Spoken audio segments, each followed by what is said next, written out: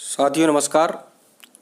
मैं रवि गारगायन आज कक्षा 7वीं की संस्कृत की रुचिरा पुस्तक का प्रथम पाठ लेकर आया हूँ। तो प्रथम पाठ का हम सस्वर वाचन करेंगे, उनके अर्थ को जानेंगे। तो शुरुआत करता हूँ पहले अध्याय सुभाषतानी से। पृथिव्यां त्रीणि रत्नानि जलमन्नं सुभाषितं मूढैः पाषाणखण्डेषु रत्नसंज्ञा विधीयते। पुनः श्लोक का वाचन करता हूँ। पृथिव्यां त्रीणि रत्नानि जलमन्नं सुभाषितं मूढैः पाषाणखण्डेषु रत्नसंज्ञा विधीयते। अब इस श्लोक का अर्थ देखिए। कहते हैं पृथिव्याम त्रीणि रत्नानि, पृथ्वी पर कितने रत्न हैं? 3। कौन कौन से? जल, अन्न और सुभाषित। सुभाषित अर्थात कवियों के सुंदर वचन। तो मूर्खों के द्वारा ही क्या किया जाता है? मूढ़ैः पाषाणखण्डेषु, मूर्खों के द्वारा ही पत्थर के टुकड़ों में रत्न का नाम बताया जाता है, ऐसा इसमें बताया गया है। अब अगले श्लोक में क्या कहा गया?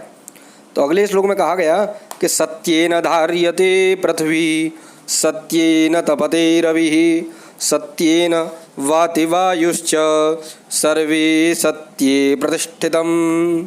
अब इस श्लोक में पुनः वाचन करने के बाद वो जानेंगे। सत्येन धार्यते पृथ्वी सत्येन तपते रविः सत्येन वाति वायुश्च सर्वं सत्ये प्रतिष्ठितम्।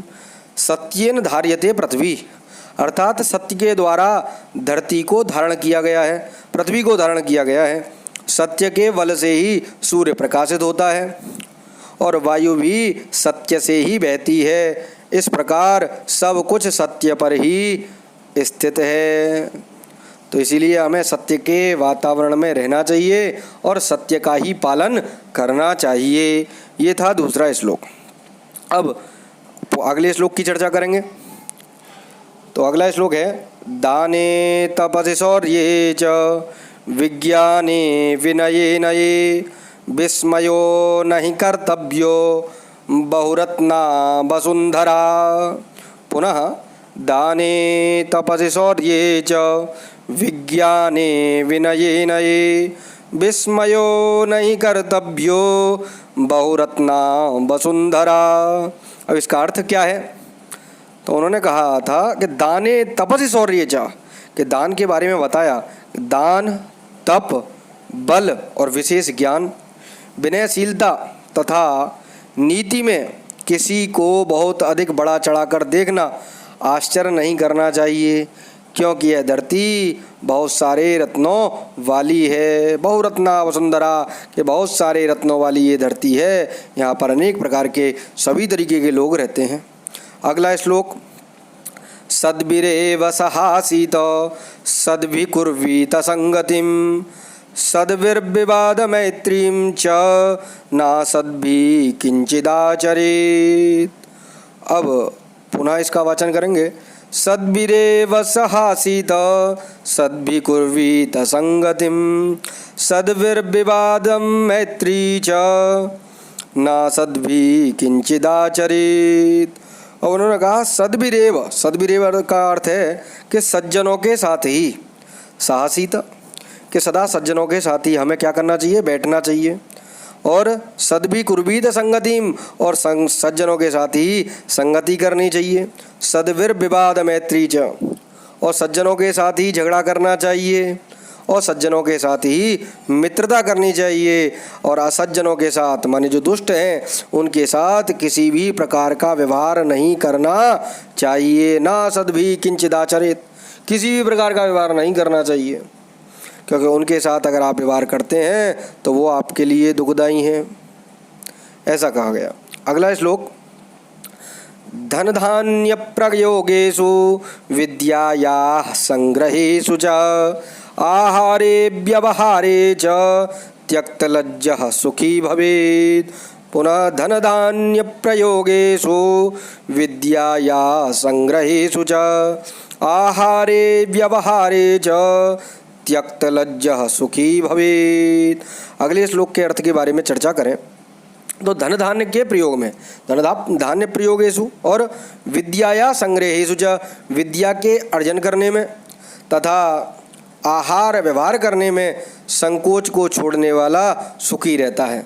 क्योंकि धन धान्य का जब प्रयोग कर रहा हो, विद्या को ग्रहण कर रहा हो, आहार माने भोजन कर रहा हो और व्यवहार कर रहा हो, तो आपको क्या लज्जा का त्याग करके और क्या करना चाहिए, सुखी जीवन व्यतीत करना चाहिए। क्योंकि इन सब चीज़ों को अगर व्यक्ति संकोच को छोड़ देता है तो वो सुखी रहता है। ऐसे इस श्लोक के माध्यम से बताया है। अब चलते हैं अगला जो श्लोक है उसके बारे में। अगला श्लोक है क्षमा वशीकृतिर्लोके क्षमया किं न साध्यते शांति खड्गः करे यस्य किं करिष्यति दुर्जनः। क्षमा वशीकृतिर्लोके क्षमया किं न साध्यते शांति खड्गः करे यस्य किं करिष्यति दुर्जयः। अब इस श्लोक में कहा गया कि संसार में क्षमा ही सबसे बड़ा वशीकरण है। वशीकरण का मतलब है लोगों को बस में करने वाला है। आपने किसी को क्षमा कर दिया तो सोच लीजिए वो आपके बस में हो गया, ऐसा कहा गया। दूसरों को अपने बस में करने का साधन है क्षमा।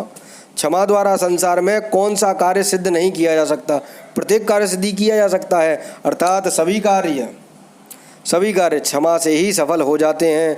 जिस मनुष्य के हाथ में शांति की तलवार हो, माने शांति खड्गा करे यस्य, शांति की तलवार हो तो दुर्जन उसका क्या बिगाड़ेगा, अर्थात दुर्जन उसका कुछ भी अनर्थ नहीं कर सकता है। यह था 7वीं क्लास की रुचिरा का प्रथम अध्याय सुभाषतानी, जिसके हमने श्लोकों का वाचन किया और अर्थों को जाना। इसमें अब आपको इन श्लोकों को याद करना है और याद करके इनको बताना है।